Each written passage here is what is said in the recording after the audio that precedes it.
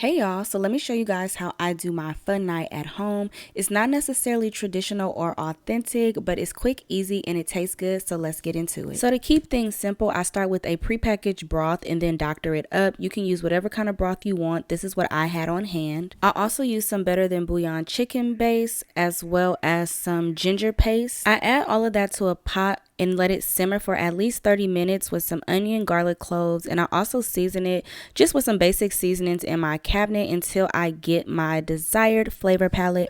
For my protein, I'm sauteing up some shrimp that I season with salt, pepper, garlic powder, and soy sauce. I also steam some broccoli and bok choy. You can use whatever kind of protein you want, but this is what I usually get when I go to the actual pho restaurant.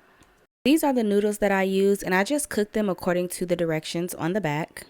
And then to assemble everything, I just place my cooked noodles and shrimp in a bowl and then I ladle that broth over it. For toppings, I just cut up some lime, jalapenos, fresh basil, and I forgot to get the bean sprouts. I also have soy sauce, sriracha, hoisin, fish sauce, and the chili sauce, basically everything that you would find if you go to an actual pho restaurant. And I just kind of lay everything out, and then we could just add whatever we want to our bowls, and that's pretty much it.